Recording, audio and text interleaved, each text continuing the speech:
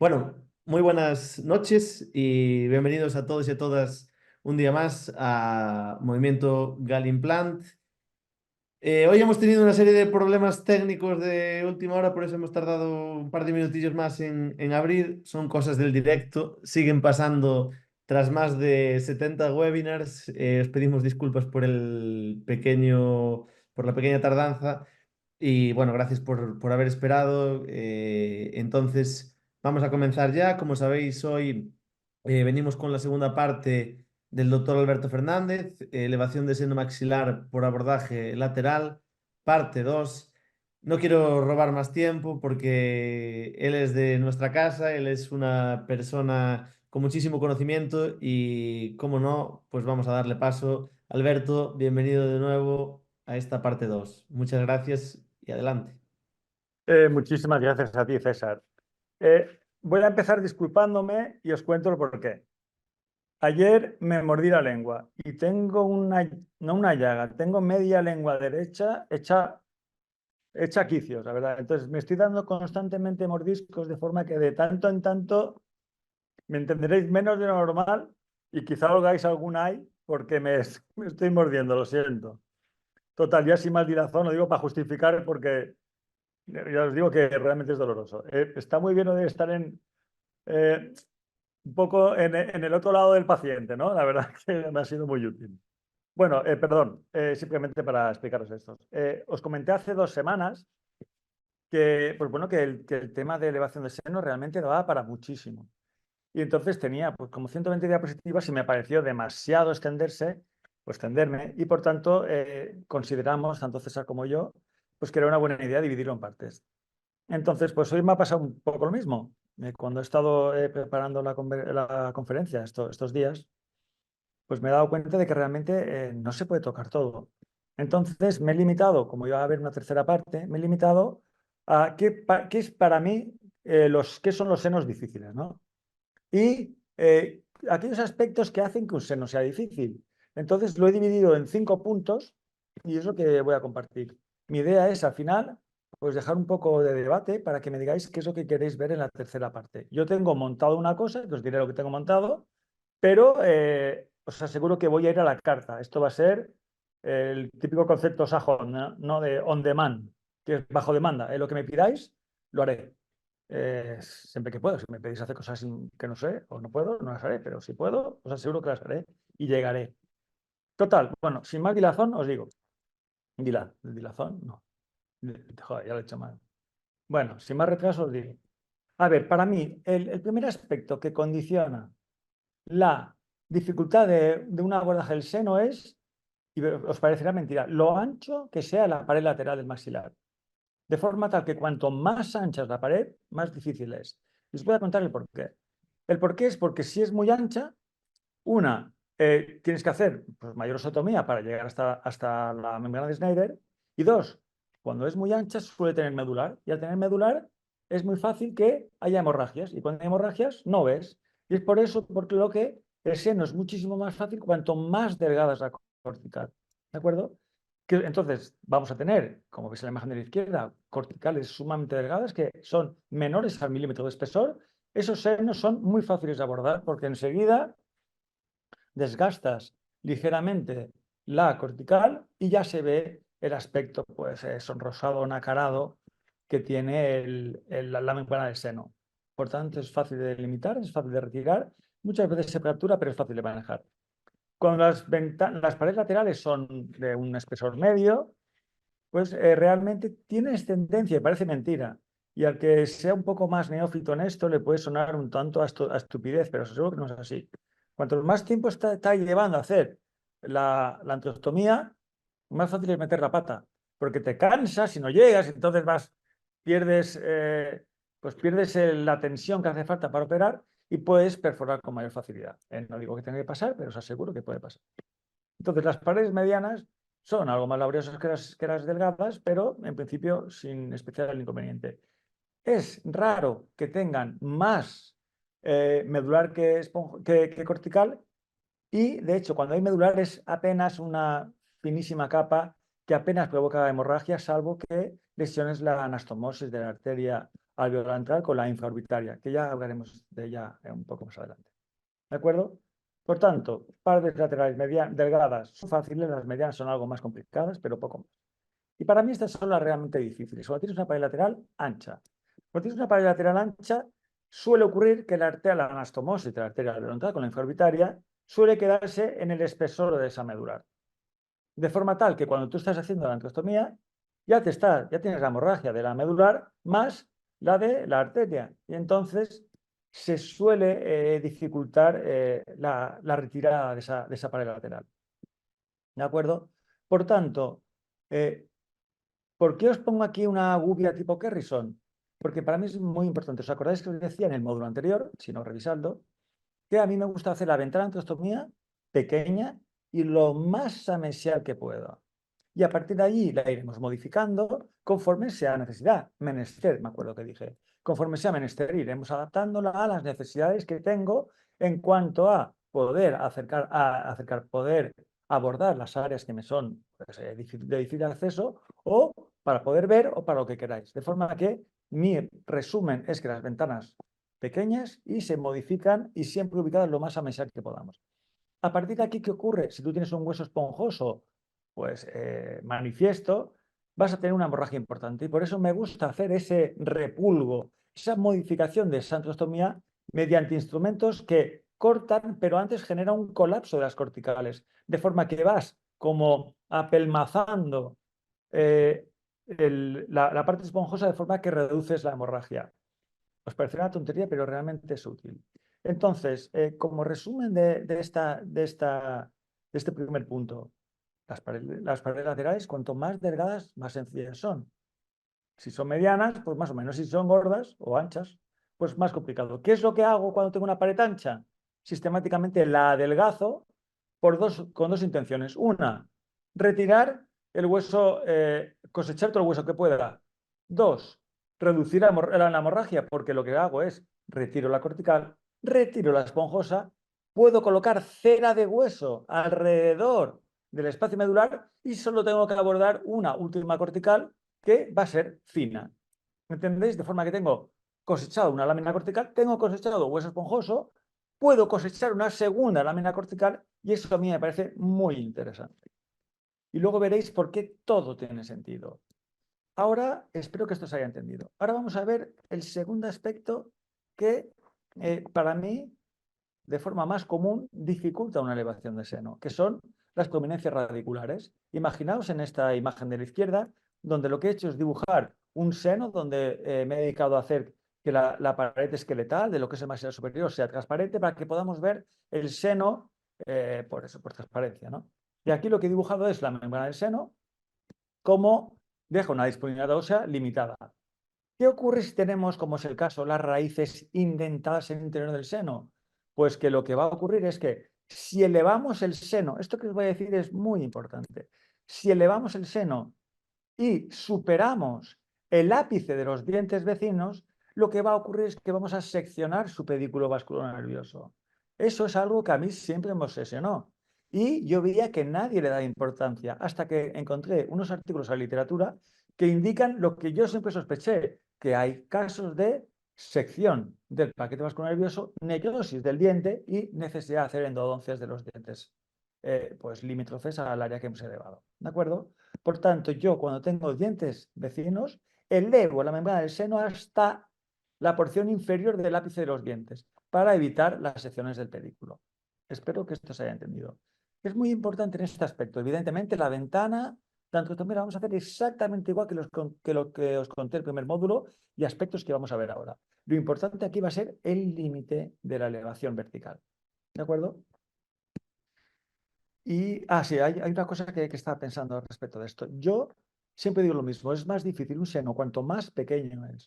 Hacer una elevación de seno solo para un diente, con dientes vecinos pues muy próximos, es realmente difícil. Y por tanto yo tengo curetas de elevación de seno largos, extensos, y elevaciones de seno pequeños. Y las curetas son totalmente distintos. Las curetas de seno largo son muy rectas, evidentemente en una parte activa larga, y las de seno pequeño son las típicas que tienen infinidad de curvaturas y son partes activas de apenas 6-8 milímetros, no más.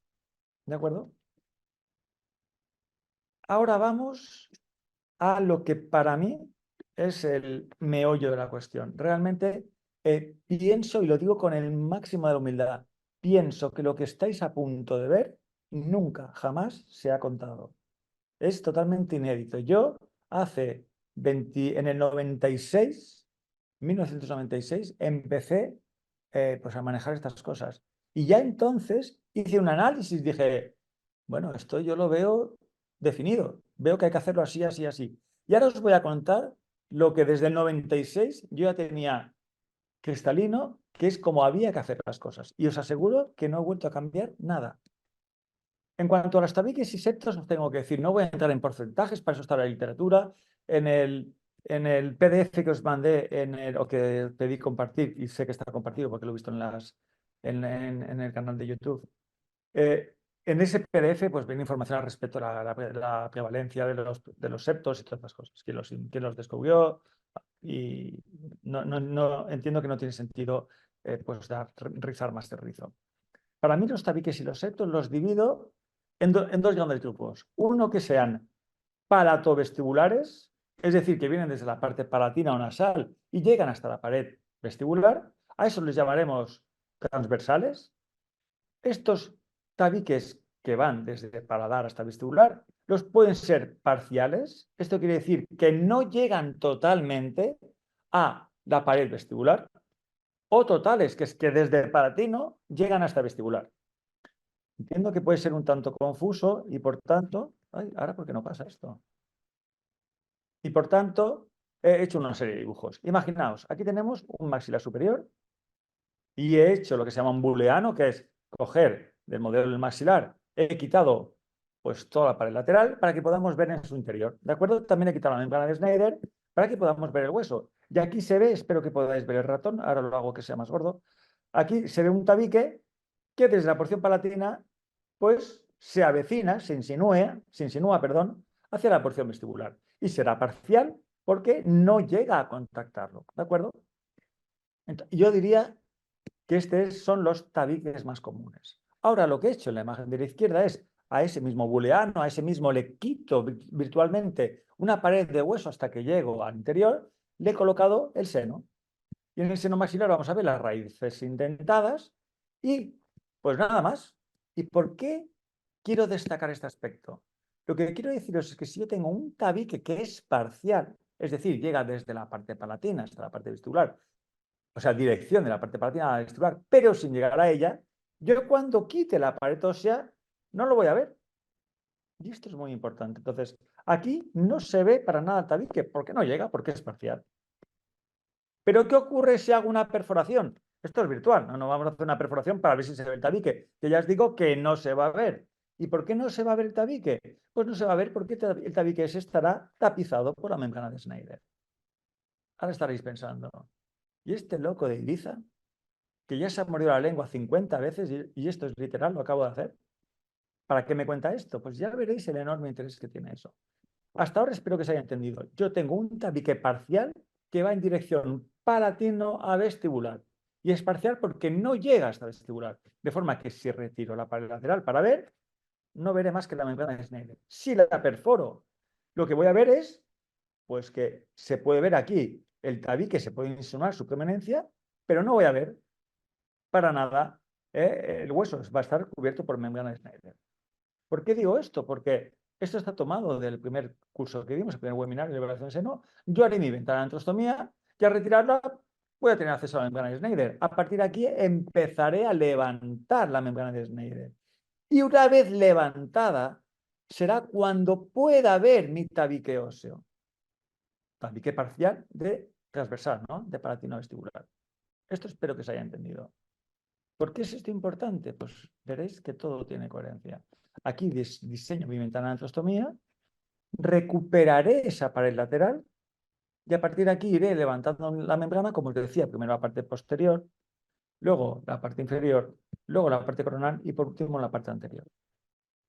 ¿De acuerdo? Entonces, entiendo que los tabiques de paladar a vestibular, cuando son transversales y son parciales que no llegan, quedan entendidos. Ahora vamos a ver cuando son totales y veréis la enorme el enorme interés que tiene esto. Cuando los tabiques son totales, lo que quiero que veáis en la imagen de la izquierda es que ese tabique de origen palatino va a llegar hasta la porción vestibular.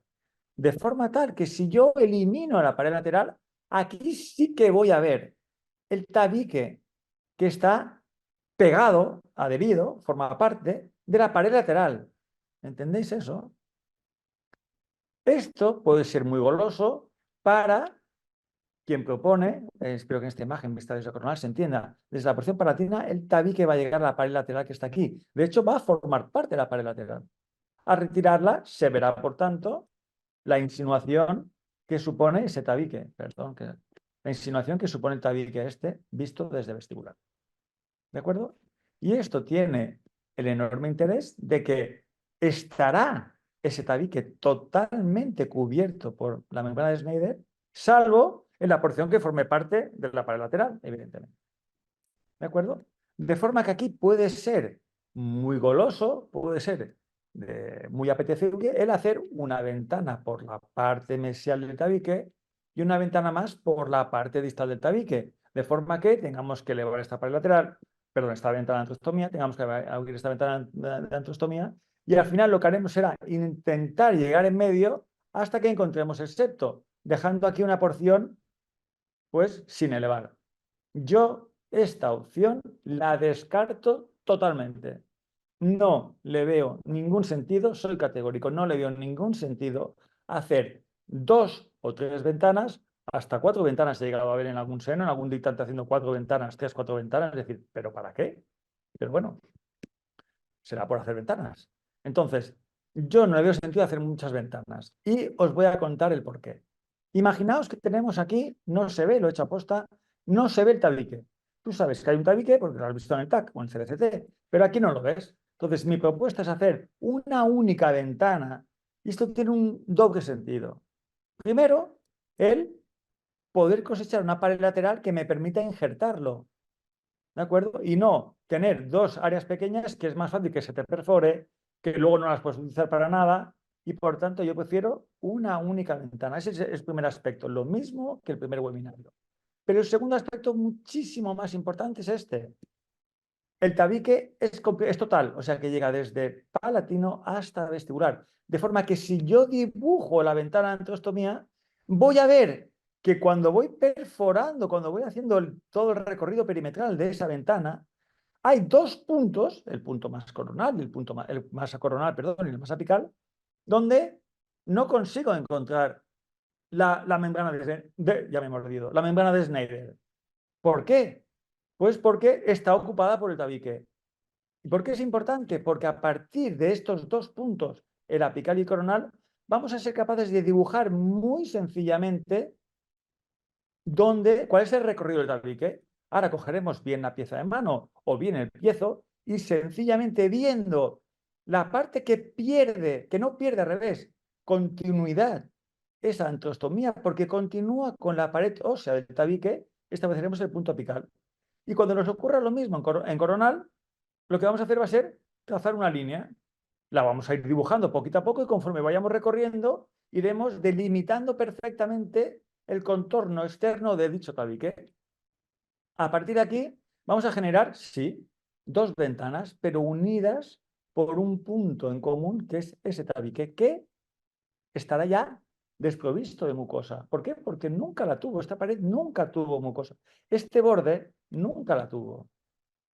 ¿De acuerdo? De forma tal que para mí los tabiques que van de palatino a vestibular, o sea, los transversales, cuando son totales, no tiene sentido hacer esas ventanas, 2 ventanas de antrostomía, sino que haré una única, intentando que el límite coronal y apical queden delimitando dicho tabique.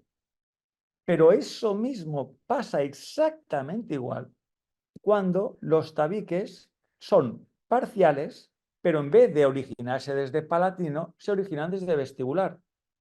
Espero que esto os haya entendido. He sido, de verdad, muy preciso. Tanto en tabiques totales, desde palatino a vestibular, como en tabiques parciales que nacen desde vestibular y se dirigen hacia palatino, no tiene sentido hacer varias ventanas. Hagamos una ventana única, delimitemos cuál es el punto más apical, el coronal, tracemos una línea que una dichos puntos y ya tenemos perfectamente delimitada la ventana anterior y la ventana posterior. ¿Os acordáis que os decía que cuanto más amesial sea la ventana de antrostomía, más fácil va a ser el levantamiento de la membrana? Pues exactamente ocurre lo mismo con los tabiques. Cuanto más te acerques a él, más fácil será que lo puedas elevar de forma satisfactoria. Y más cerca que estar encima, no hay nada. Y por eso lo hago de esta forma. ¿De acuerdo? Ahora vamos a ver, perdón, los tabiques cuando van de mesial a distal, o sea que son longitudinales. Con los dibujos se entenderá mejor. Aquí pueden ser también totales, parciales o totales, pero realmente la repercusión de que sean totales o parciales es ninguna. Y por eso los he metido juntos. Ahora vais a ver en este dibujo un tabique longitudinal que va desde distal a mesial o de mesial a distal, me da igual, y recorre longitudinalmente pues el espesor, el volumen del seno maxilar. ¿De acuerdo? Si lo vemos en una vista coronal, pero esta vez con la mucosa, veréis aquí perfectamente delimitado el tabique. De forma que dejará un seno, esto que voy a decir es un pequeño barbarismo, un seno hacia vestibular y otra parte del seno hacia palatino. ¿De acuerdo? ¿Y por qué es importante esto a la hora de diseñar la ventana de antrostomía? Pues va a ser muy importante porque nos puede ocurrir lo siguiente. Yo aquí, si cojo, y aquí me parece que se ve muy bien el tabique, hago mi ventana de antrostomía, me voy a encontrar con el tabique. Perfecto. Yo puedo hacer mi elevación, pero si relleno y me quedo aquí, es perfectamente posible que la colocación de implante necesite el hueso que está en palatino, que no he modificado para nada, de forma tal que esta es el único escenario donde yo veo sentido hacer dos ventanas. Pero las ventanas no las haremos en la pared lateral del maxilar. Una la haremos para llegar hasta ese tabique longitudinal. La segunda ventana la haremos en el espesor del tabique para acceder a la mucosa, a la membrana, que está palatino respecto de ese tabique. Esto sé que es un tanto sofisticado, pero os aseguro que ya me ha tocado hacerlo unas cuantas veces. Aquí, fijaos, este seno tiene un tabique longitudinal. Yo haré una primera ventana, aquí la he dibujado de una forma muy sencilla.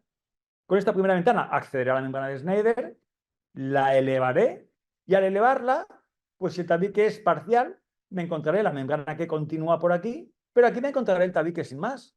Si yo elevo esta porción de aquí, tan solo elevaría el seno por la porción vestibular. De forma tal que una vez que tenemos el tabique expuesto, llega el momento de hacer una nueva ventana en el espesor de ese tabique y a partir de esta ventana acceder a la membrana de Schneider que volveremos a elevar hasta que llegamos a la porción nasal. ¿Se ha entendido? Y para hacer esto tendremos que ir modificando la ventana para que nos permita hacer eso. ¿Por qué os cuento todo esto? Y el resumen de mi filosofía es que yo los tabiques sistemáticamente los quito. Elimino los tabiques de mi vida. ¿Por qué? Porque si tuviera una complicación, si tuviera una perforación o tuviera lo que sea, por culpa del tabique, prefiero eliminarlo para nunca más tener que volver a tropezar dos veces en la misma piedra. Me tropecé, tuve dificultades, pues retíralo. ¿Para qué vas a tener que volver a decir al paciente, mira, no, en unos meses lo volvemos a intentar? Y te va a decir el paciente, ¿y que vas a estar más fino o qué? No, claro, porque yo no, si eso te ha dificultado, quítalo. Yo siempre cuento lo mismo. Imagínate que sales de tu casa y tienes un derrumbe de piedras que están en el camino. ¿A quién se le ocurre bajar del coche, quitarlas, pasar y volverlas a poner? Para a la mañana siguiente hacer lo siguiente. Lo que haces es, te paras, las retiras y no las vuelves a dejar nunca más en su sitio. Pues exactamente lo mismo hago yo con los tabiques. ¿Se ha entendido? De forma tal que mi protocolo es elimino todos los tabiques. Lo hago bien con piezo, bien con pieza de mano, bien con gubia o bien con todo eso. ¿De acuerdo? O con el back action muchas veces con un cincel de acción posterior. Se puede hacer también con un cincel de acción directa, digamos. Eliminas a martillazos o rascado en el back action, eliminas esos tabiques. Espero que se esté entendiendo. A ver, voy a ver cuánto tiempo tenemos. Llevamos 28 minutos. Estamos muy bien en tiempo. A ver, ahora hemos pasado de la pared lateral, ancha, delgada y mediana, las prominencias radiculares, a los tabiques, donde estoy seguro que nunca nadie lo explicó así. Y vamos a ver la reconstrucción tridimensional, porque hasta ahora lo que hemos visto es que los senos tan solo nos han permitido ganar hueso en un sentido apical. Y aquí tenemos un seno perfecto, donde tenemos ninguna pérdida de hueso en sectores posteriores, pero esto, en mi experiencia, en mi casuística, es infrecuente. Lo más habitual es que contemos con senos con defectos horizontales, verticales o combinados. En este caso de aquí, si tuviéramos que hacer la elevación de seno, haríamos lo que vimos en el primer webinario, que es básicamente elevar y rellenar y ya está. De forma que solo estamos ganando hueso en sentido apical. ¿De acuerdo? Pero yo os lo he esbozado hace unos minutos cuando os decía que uno de mis objetivos de hacer una única ventana era la de poder cosechar ese hueso. Y ese hueso me gusta cosecharlo de forma estructural, es decir, una lámina entera. Y esa lámina la voy a utilizar para modos de injerto tipo online. Puedo hacer ganancias horizontales o puedo hacer ganancias verticales. ¿De acuerdo? Entonces, aquí os puse el ejemplo del primer webinario. Ganancia meramente hacia apical. Esto es la elevación de seno convencional. En mi casuística, muy infrecuente. Lo que suelo hacer es muchas más cosas. Entonces, imaginaos que tenemos que hacer aquí, tenemos un defecto horizontal. Junto a mi elevación de seno, tengo que ganar hueso horizontal. ¿No será coherente aprovechar el hueso que hemos cosechado para hacer la ventana, para utilizarlo a modo online? Entonces yo lo que hago es, haremos la ventana y ya me gusta diseñarla de forma tal que me pueda servir como lecho, como para tapar el lecho receptor que quiero regenerar. Entonces saco la ventana y la utilizaremos para atornillar. Y aquí rellenaremos, igual que hemos hecho aquí, con hueso autógeno, donde quiero hacer, donde van a ir mis implantes, de forma que rellenaré todo esto con hueso autógeno, estratificaremos a lo injerto o seno-injerto en la porción apical, esponjoso, autógeno, perdón, particulado en la porción donde van los implantes, volveremos a colocar lo que yo llamo una cama de hueso autógeno, el defecto que yo quiero regenerar en anchura, que aquí se ve perfectamente bien. Aquí colocaremos esa cama de hueso autógeno, ¿de acuerdo? Y por encima de esa cama a modo online, la lámina de la pared lateral la atornillaremos por debajo. Aquí colocaremos una membrana, como hacíamos aquí, en la porción vestibular, y dejaremos el resto para que trabaje nuestra lámina tipo online. Esto es muy, muy, muy interesante hacerlo. Esto lo hago tanto para ganancias horizontales junto a la ganancia vertical apical del seno, como para, como se ve aquí, luego se fija con tornillos de osteosíntesis, como para ganancias verticales. Aprovecharé mi pared lateral para hacer una ganancia vertical. Situación sumamente común, sumamente corriente. Aviso a navegantes. Estas láminas solo se pueden utilizar cuando son de espesor mínimo medio. Cuando las membranas cuando las paredes laterales, perdón, son muy finas, se rompen. Entonces no podéis diseñar o considerar que vais a poder utilizar una pared lateral como un injerto tipo online, al modo Curie, que tenemos un webinario que vamos a hablar extensamente de ello, si no son por lo menos medianas, si no tienen por lo menos 1 milímetro de espesor. ¿De acuerdo? Espero que esto se entienda. Estas membranas, estas paredes laterales, perdón, también las colocaremos por encima de nuestro hueso particulado y las fijaremos mediante tornillos de osteosíntesis. ¿Por qué solo os he comentado defectos horizontales y verticales? Porque una pared lateral no da para más. No podéis con una pared lateral rellenar tanto en horizontal como en horizontal. No sé si he dicho horizontal y horizontal. Bueno, tanto en vertical como en horizontal. No se puede.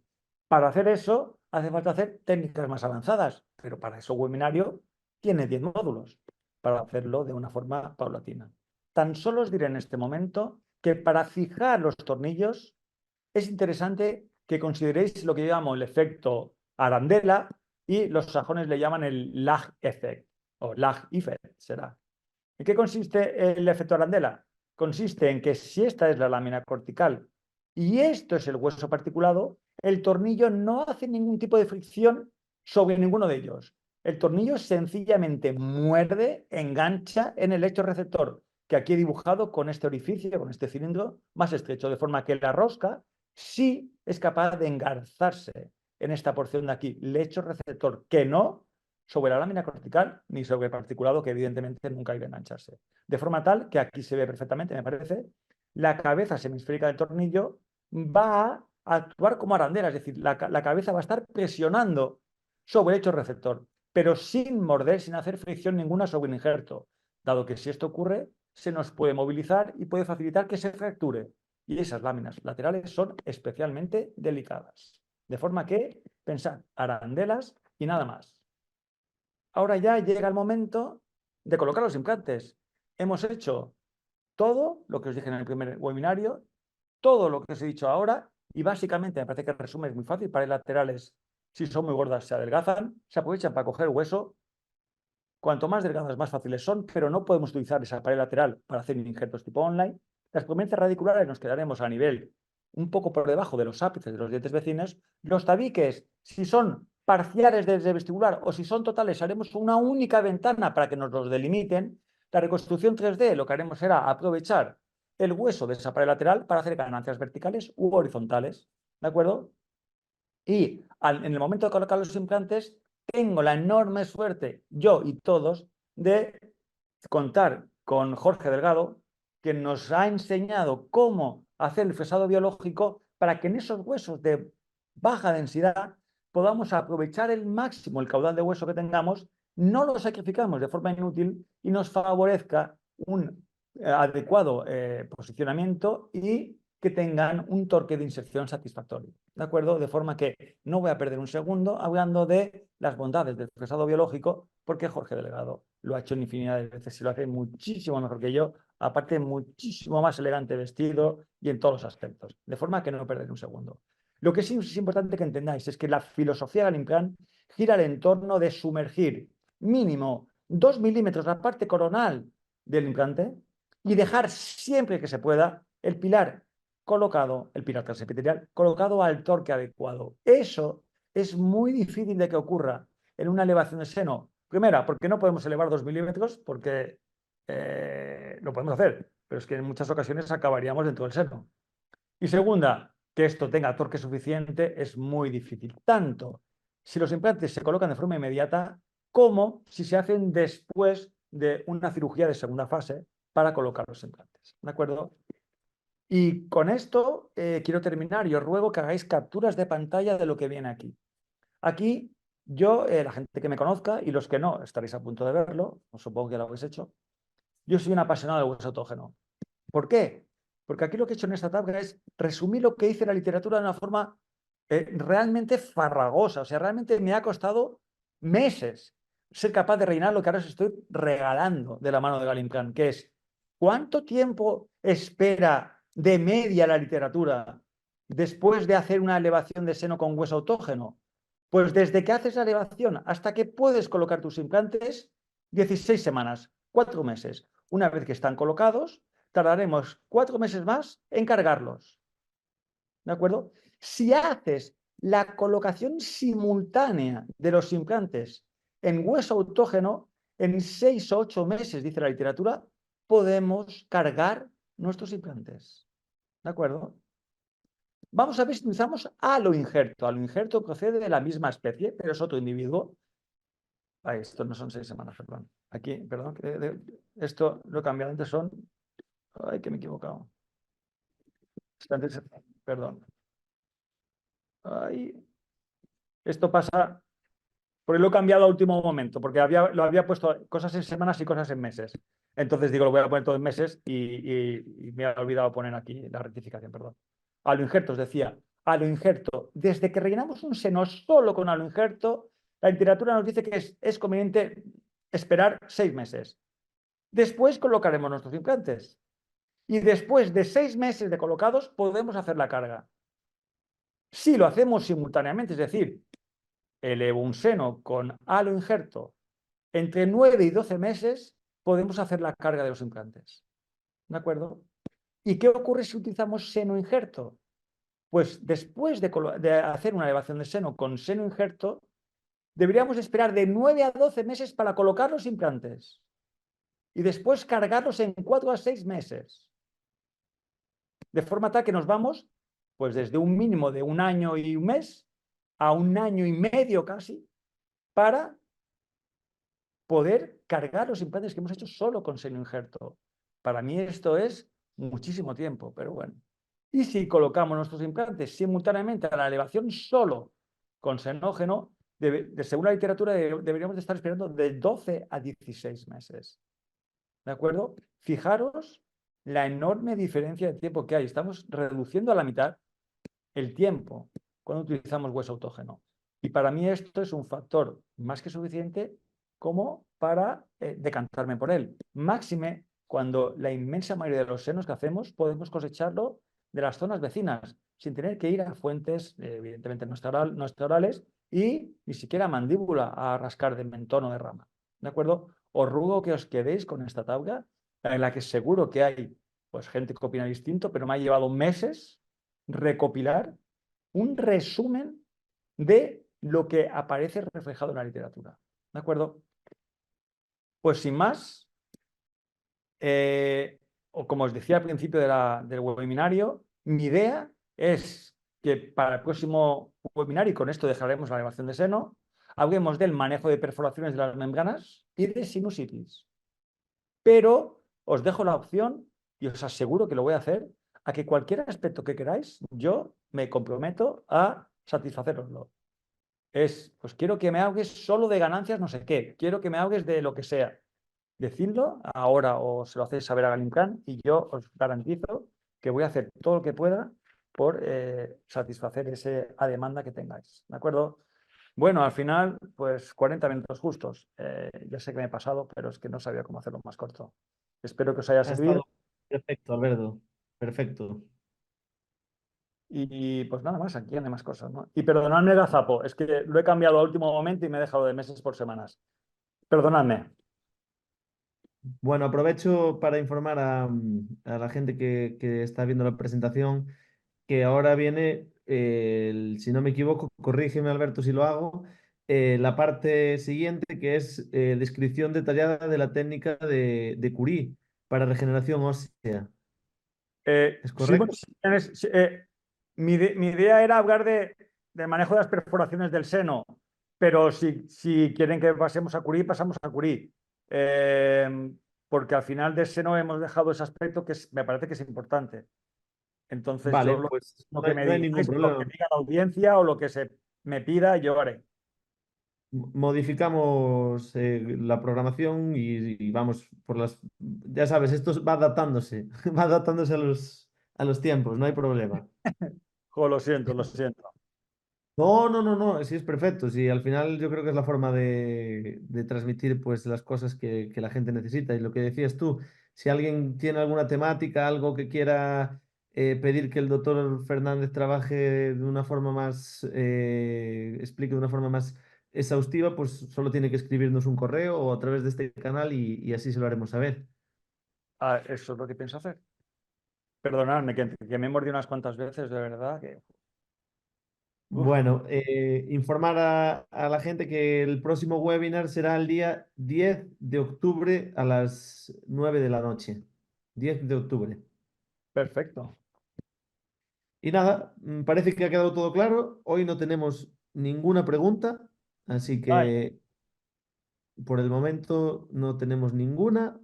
Entonces, aquí hay una, ¿no? Sale una. para sí, tenemos una. Es verdad, no me salía aquí el cuadro.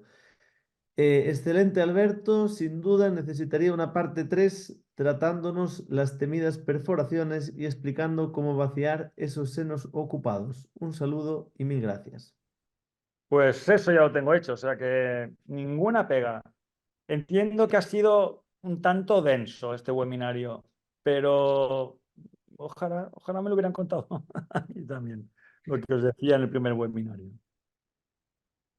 Bueno, pues ya respondiéndole a Saúl, muchísimas gracias. Bueno, no, para que ahora empieza a llegar otra pregunta. ¿Qué piezo me recomiendas? Buf, pues yo el de Galincán, la verdad. Pero el que tengas. Yo lo utilizo para seno muy poco, la verdad.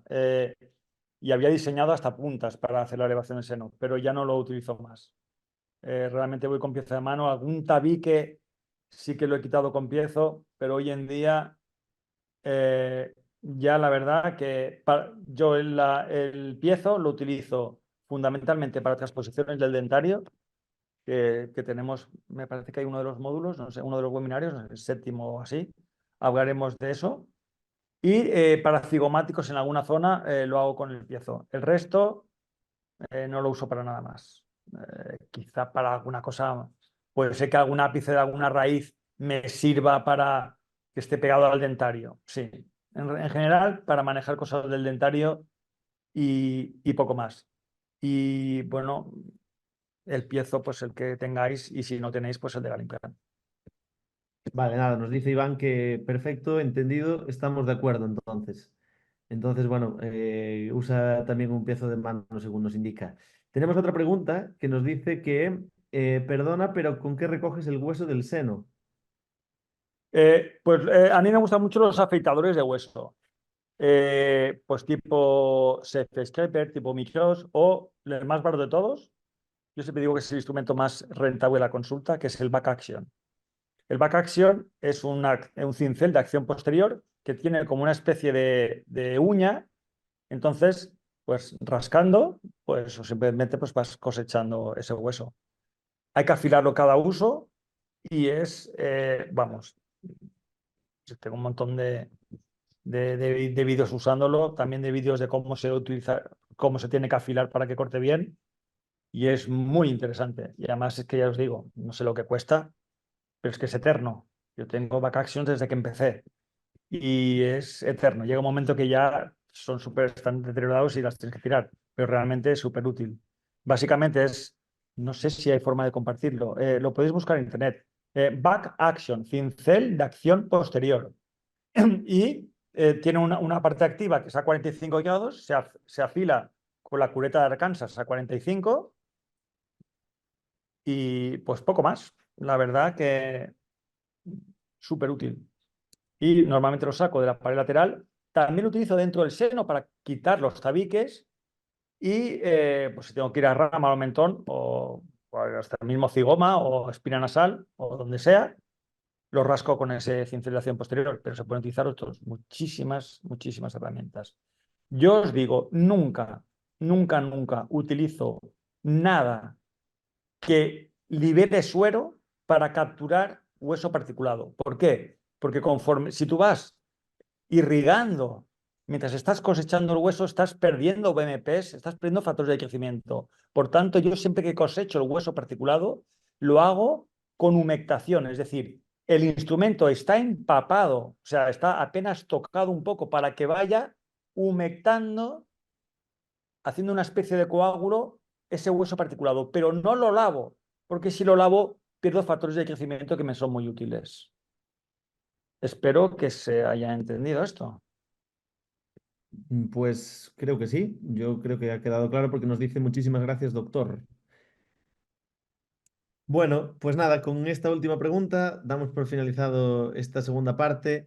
Recordamos que estamos en una serie de webinars con 10 temas fascinantes sobre implantología destinados a responder una sencilla pregunta. ¿Qué cosas le habría encantado al doctor Alberto Fernández que le contaran en su camino al éxito? Muchas gracias, Alberto, por estar con nosotros. César, tengo 2 segundos. Sí, los que quieras. Es que veo que me preguntan que qué hago con la arteria. Que si Ah, sí, la es verdad, entró aquí evito, otra. o la incorporo. Pues muy buena pregunta. La verdad que la arteria no me importa nada. Si la necesito eliminar para llegar hasta donde tengo que llegar, la elimino.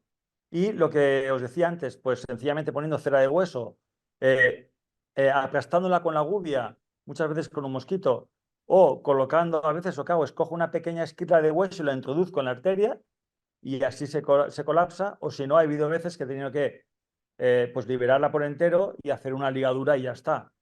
Entonces, la verdad que no me preocupa en lo más mínimo la arteria y si la tengo que, que- que incorporar, la incorporo. Si veo que tiene un calibre importante, antes de cortarla con la osteotomía, la libero y le meto una ligadura de 6 ceros en la parte terminal, en la parte distal, y a partir de ahí la cortas si no tienes ningún tipo de hemorragia. Si no, pues cera de hueso, hacer presión y poco más. Espero que haya servido. ¿Quién me preguntaba esto? No sé quién lo preguntaba. Bueno, Laurín Salah, espero haberlo pronunciado bien. pues muchísimas gracias, Loren. Bueno, pues ahora sí, nos despedimos. Muchísimas gracias, Alberto. Muchísimas de nada. Muchísimas gracias a todos los que estáis aquí acompañándonos. Nos vemos el día 10 de octubre con más Movimiento Galimplan, con más doctor Alberto Fernández. Muy buenas noches y gracias. Muchísimas gracias.